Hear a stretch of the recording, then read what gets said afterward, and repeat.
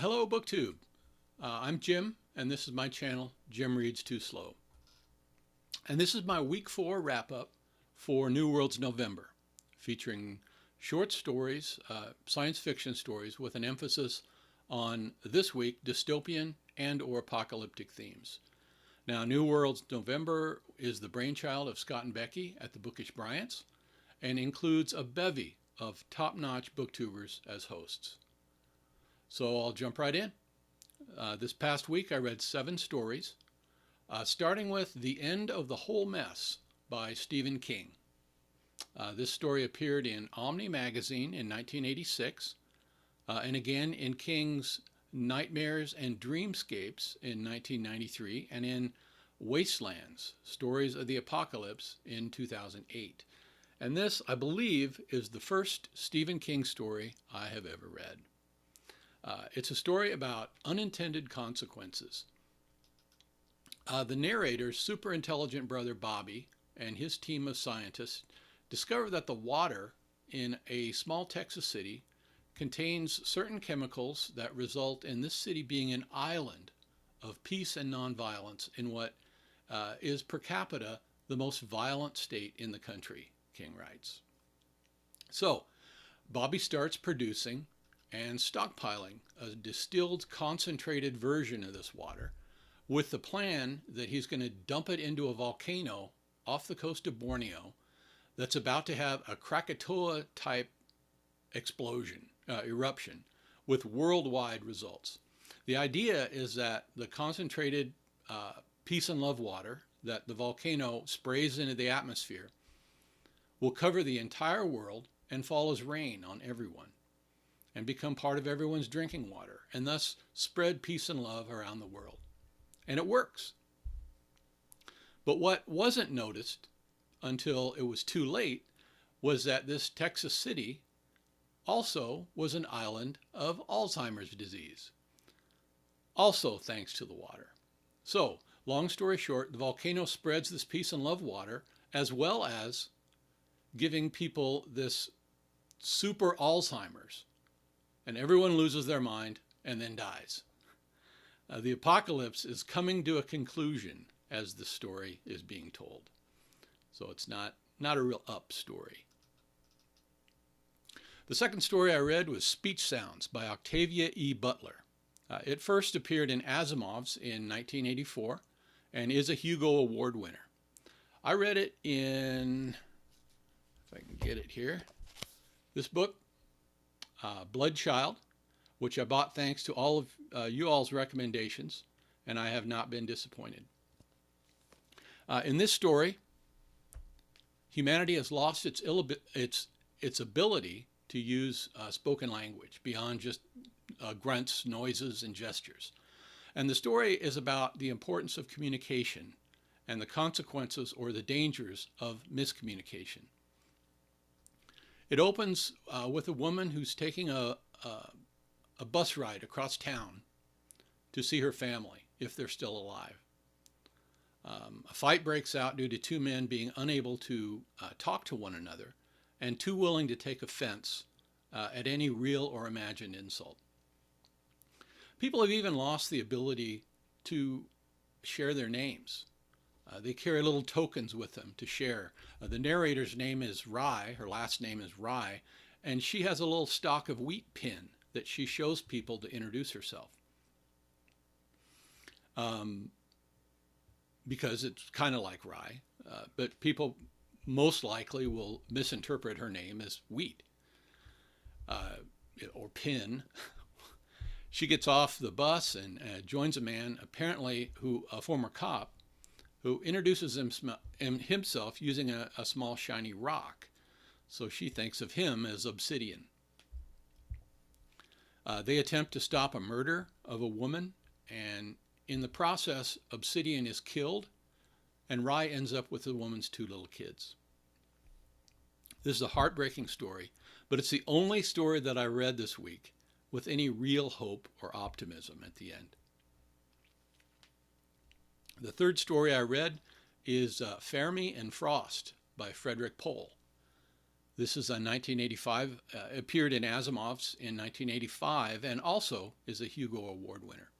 Now, this is an apocalyptic story about a nuclear war and a group of survivors who try to stay alive through the ensuing nuclear winter by fleeing to Iceland with its volcanoes and geothermal energy.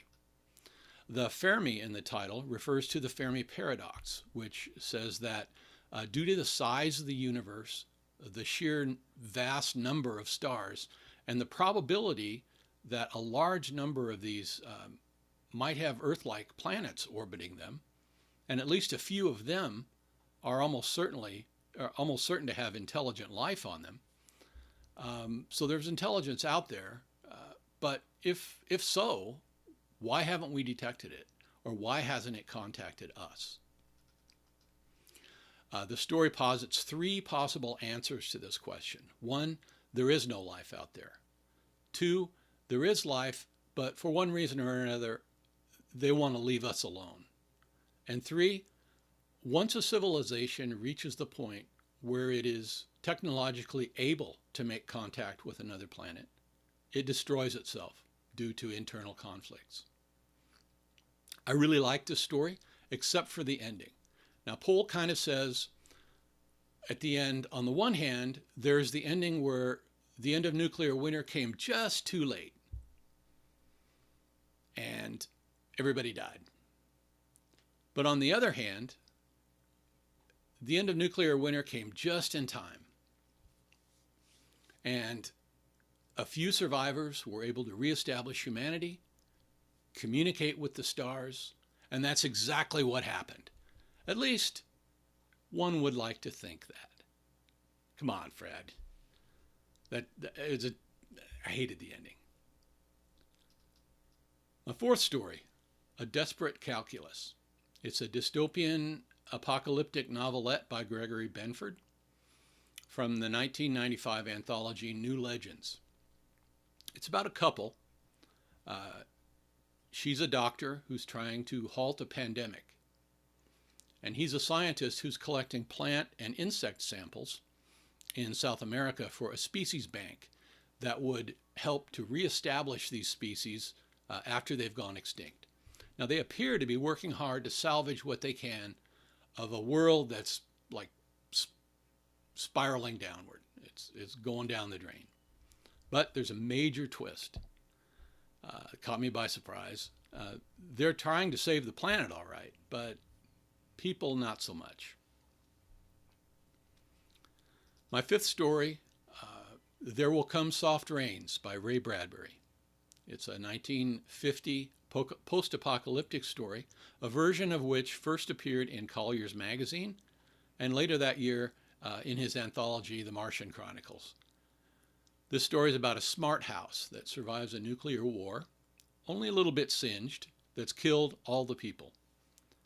The house continues to function. The clocks keep announcing the time. The kitchen keeps churning out meals. The cleaning system continues to tidy up. It's a haunting story. This situation continues until a windstorm results in a fire that destroys the house. And the house tries to keep functioning even as it's burning down. The title comes from a Sarah Teasdale anti-war poem published during World War I. It's a pretty poem. I really like it. It appears in the story.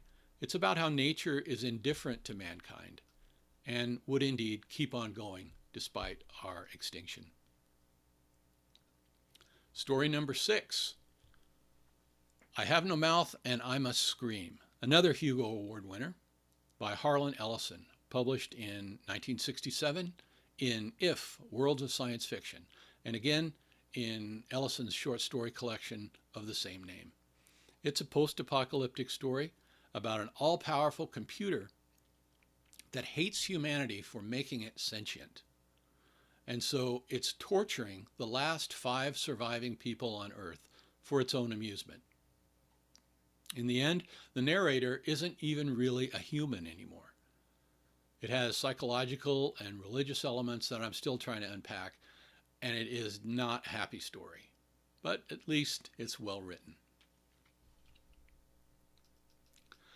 Story number 7, my Philip K. Dick story, To Serve the Master. This appeared first in Imagination in 1956.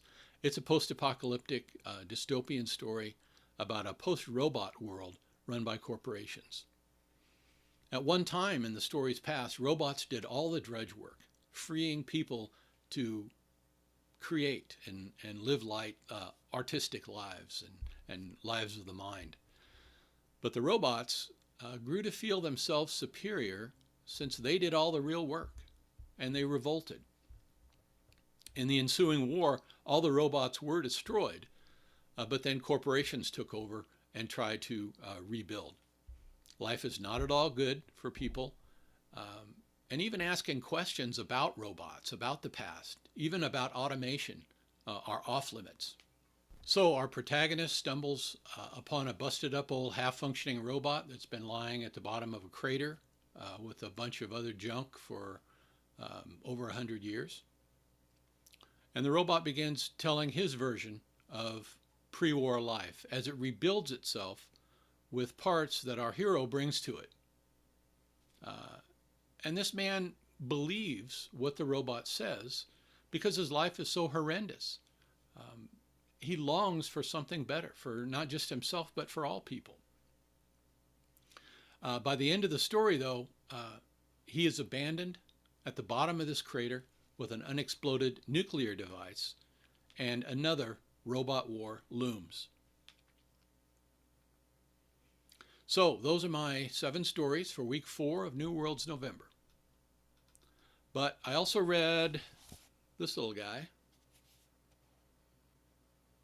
One Day in the Life of Ivan Denisovich by Alexander Solzhenitsyn for Novellas in November. Now this story is, as the title says, one day in the life of a prisoner in Soviet Russia's Gulag system in the early 1950s. It opens with Ivan getting out of his prison bunk early in the morning of a typical workday, and it ends with him getting back into his bunk at the end of the day. Solzhenitsyn packs a lot into these 139 pages, and it's mostly tedious, exhausting, frustrating, and horrifying. It's ponderous. You wouldn't imagine that it would be that in 139 pages, but it is for a good reason. Ivan is in the 8th year of a 10-year sentence for treason. His treasonous act, getting himself captured by Nazi forces during World War II. Ivan is just a common man, like most people in that system, who accept this dystopian life that he's led as normal, because he has to. The story says a lot about what people can get used to in a totally corrupt system that they're trapped in. The story's well written, very well written. Solzhenitsyn was a genius who wrote from experience. He was a Nobel Prize winner, and his work is up there with the other big names of Russian literature. Read it if you haven't already, which I'm sure most of you already have.